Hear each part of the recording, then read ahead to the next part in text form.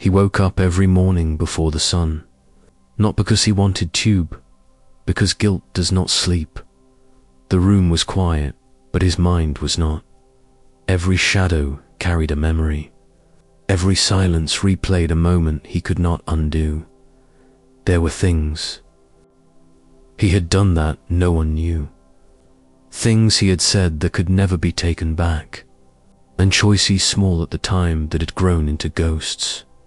He had learned how to live normally, how to smile, how to function, but he had never learned how to forgive himself. And somewhere deep inside, a question he tried to avoid whispered louder each year. If God is holy, how could he ever forgive someone like me? What he did not yet understand was this: God was not waiting to condemn him. God was waiting to free him. Guilt is a quiet prison. Guilt rarely announces itself loudly. It doesn't always scream. It doesn't always break things dramatically.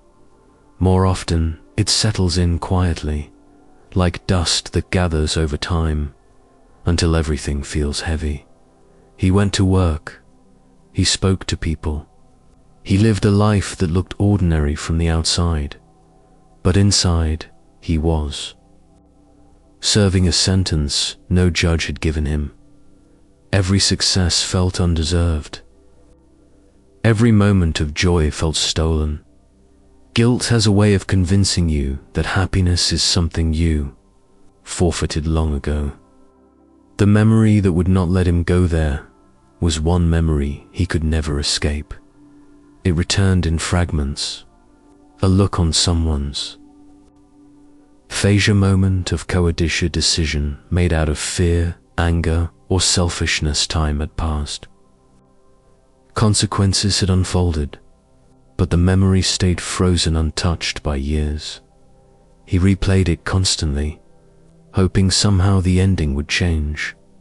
It never did, and so guilt became his companion, reminding him daily of who he had been at his worst.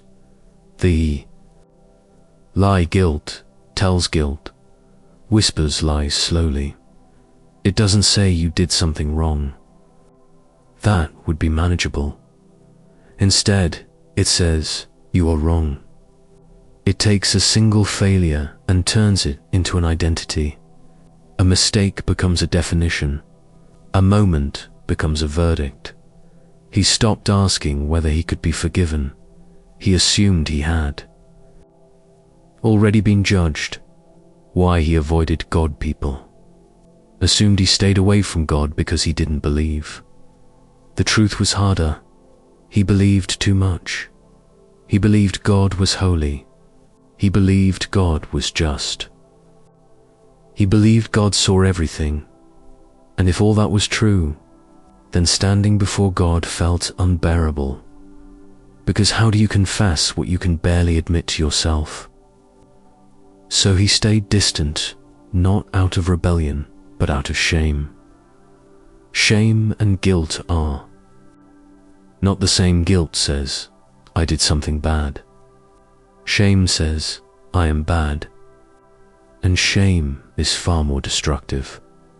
Shame tells you to hide, to isolate, to disappear quietly so no one sees the truth.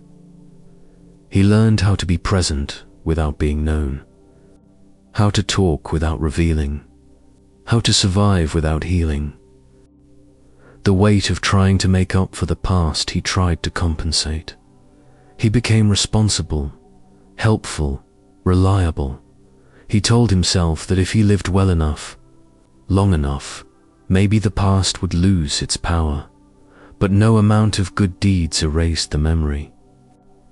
No success silenced the accusation. Good behavior is not the same as forgiveness, and deep down, he knew it. The night the guilt finally spoke aloud, there came a night when exhaustion broke his defenses. He sat alone, unable to distract himself anymore, and, for the first time, he said it out loud, not to another person, but into the quiet. I can't live like this anymore.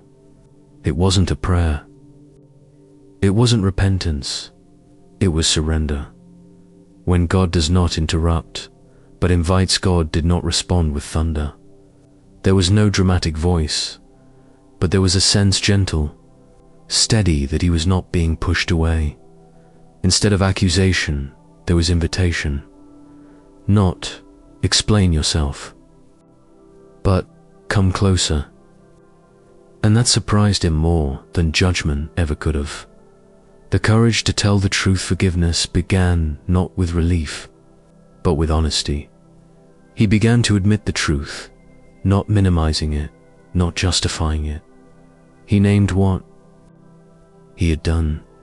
He named who it had hurt. He named a part of himself capable of it, and for the first time, he did not look away. Grace is not denial. He had always feared forgiveness meant pretending the past didn't matter, but God did not erase the seriousness of his actions. Grace did not say, "It wasn't that bad." Grace said, "It mattered, I still choose you." That distinction changed everything. The cross is where guilt finally loses its voice. He began to understand something radical. If God already knew the worst about him and still offered forgiveness, then guilt no longer had authority. The cross was not a denial of justice. It was justice carried by love. Forgiveness was not cheap. It was costly, and it was complete. Learning to forgive himself, this was harder than believing God forgave him.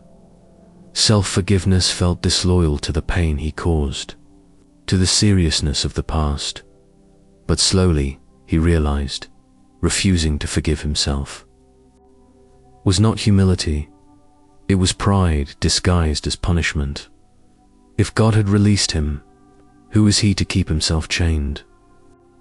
The past still remembered, but transformed. The memory did not disappear, but it changed. It no longer accused. It instructed. It became a reminder of weakness and of grace that met him there. He was not proud of the past, but he was no longer defined by it. What forgiveness does to a man, forgiveness did not make him careless. It made him careful with others.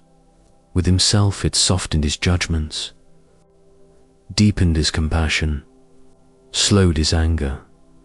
He knew what it meant to need mercy, and that knowledge reshaped him. Living free without forgetting, freedom did not mean forgetting. It meant remembering without being crushed.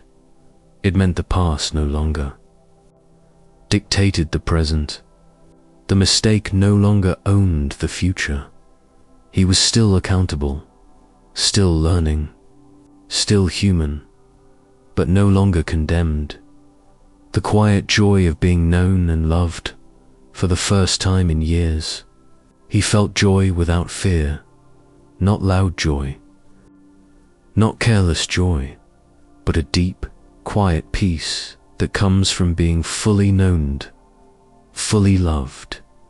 Nothing hidden, nothing denied, just grace. When guilt tries to return, guilt still tried to visit. But now, it was answered not with excuses, not with shame, but with truth.